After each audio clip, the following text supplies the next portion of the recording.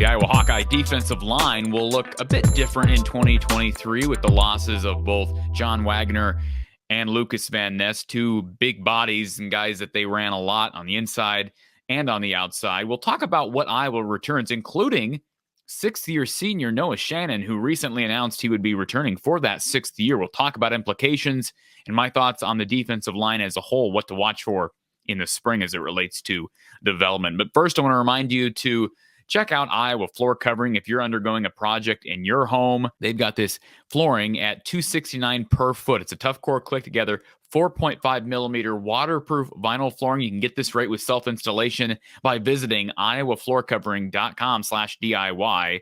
And of course, the boys down in Bondurant have been supporting this show avidly. And we ask you to support our sponsors as much as they support us. Again, iowafloorcovering.com/DIY. So Noah Shannon has announced he is returning to Iowa. This news broke a couple weeks ago and haven't had a chance to talk about it here on this show, but it is a big decision. This is a sixth year for a guy who's just steadily gotten better. If you look at his stats over his 5 years here, he didn't play in 2018, redshirted that year. In 19, played in just 5 games, totaled 5 tackles. In 2020, had 11 tackles with 0.5 tackles for loss. 2021, he had 47 tackles. What a bump in 2021. Of course, 2020 was a shortened season. He's been pretty good since he's gotten extended playing time. But in 2021, 47 tackles, 2 for loss. How about this year?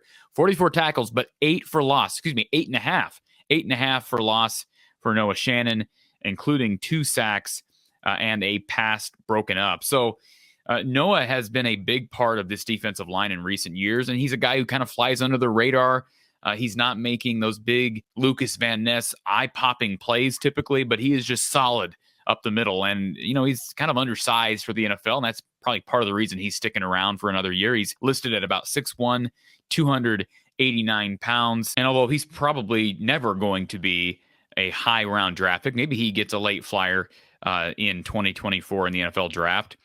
He gives you veteran leadership, and you know what you're going to get, right? With Noah Shannon, I see no reason to think he's not going to be a starter again in 2023. Why would he come back if he's not?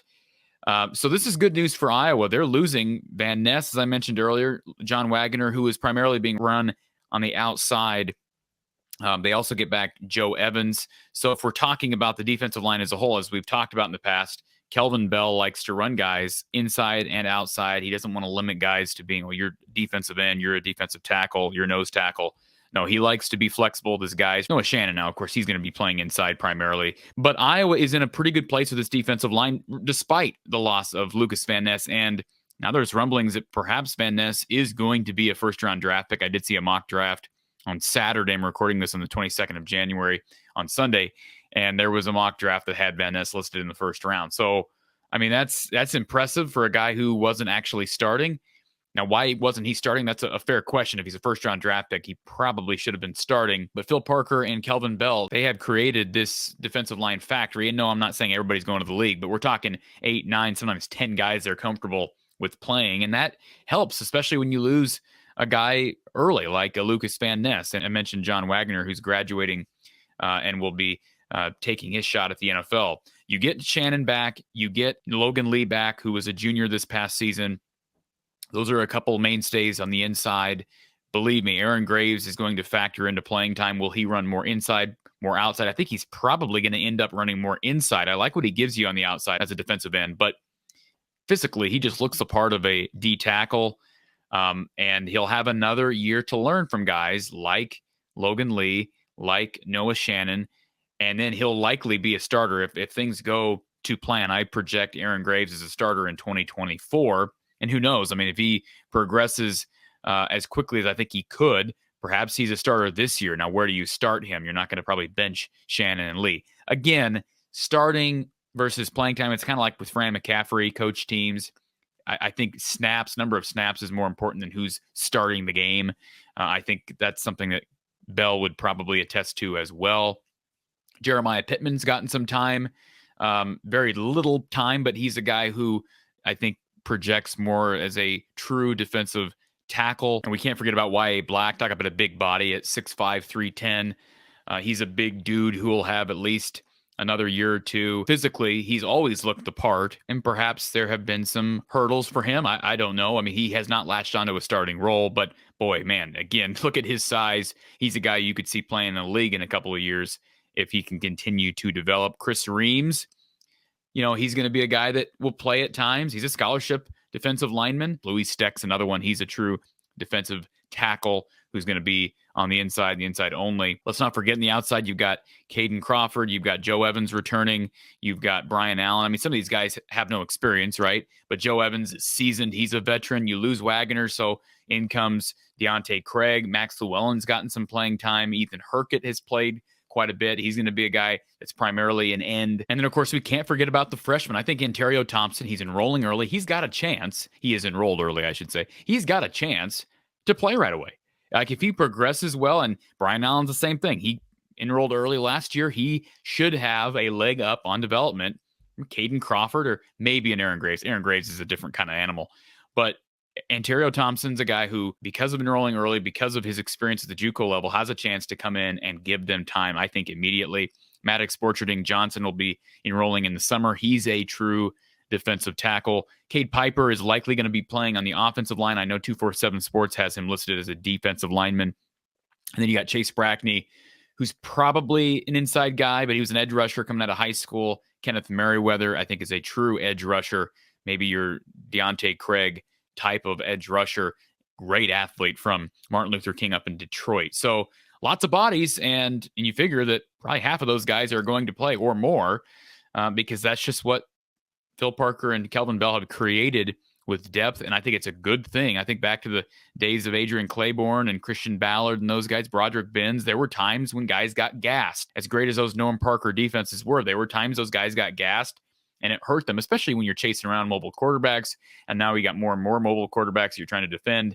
And I think certainly this has helped having, at times, smaller guys like Ethan Hurkett, like Max Llewellyn, like Deontay Craig, smaller guys, and let them kind of act like hybrid edge rushers. And then you pair them with guys like Shannon and Lee, who are just solid up the middle, and you can do good things. Zach Van Valkenburg, another example of a high motor kid who came here and was kind of not real highly recruited at all. Certainly got here from Hillsdale College in Division II, got here and was very productive. So you have trust in Phil Parker, what he's doing there. And congratulations to Noah Shannon on coming back for a sixth year. Not a lot of guys are willing to do that. I mean, John Wagner could have done that had he chosen to. He decided not to. Best wishes to John, but good for Noah Shannon sticking around Iowa for at least one more season. And perhaps those numbers that look pretty good in 2022 will look really good in 2023. I want to tell you about a couple things before I let you go. Ascent Nutrition, I've talked about them. They're another sponsor that's been supporting us wholeheartedly for a long period of time now. They've got this pine pollen powder. This stuff is great. If you want optimal health, this stuff contains nature's highest source of brassicose steroids, and it supports a healthy libido and hormone balance. Again, give this stuff a shot. Visit goascentnutrition.com, just one of their many products in the health world. And certainly their help here on this show has been much appreciated. Visit goascentnutrition.com, and you can use the code Hawkeyes for 15% off your order. We had a live show on, Friday, talking about Brian Ferentz and the staff. Will we get staff changes? I keep telling you, I've been saying this for 2 months. Well, probably about a month and a half now. Don't close the door yet. I see so many comments almost every day on the YouTube channel, on my Twitter. We're not getting a staff change. Just give it up. Just pump the brakes. I know it's easy to be negative when you're talking about nepotism, and that's what this is, right? The situation with Iowa football and the offense. Unfortunately, we're going to probably know something within a week and a half. I think maybe even sooner than that. I think in the next few days, we're going to start hearing stuff, and we're going to know one way or the other. Am I putting all my eggs in that basket that we're going to get a staff change and that Brian Ferentz is moving on? No. But don't be surprised if he ends up leaving for New England, as we talked about on Friday. Don't be shocked if that happens. If it doesn't happen, don't be shocked. But I'm telling you, that door has not closed yet from what I've been told. So just stay tuned, folks. We've got lots of stuff to talk about here in the next couple of weeks, football and basketball related. Got post-game coverage for Iowa men's basketball coming up on Thursday. Keep it locked right here. From the Hawkeye of the Storm on YouTube, follow the podcast on your favorite platform, Spotify, Anchor, Google, etc. We'll talk to you soon. Have a great week.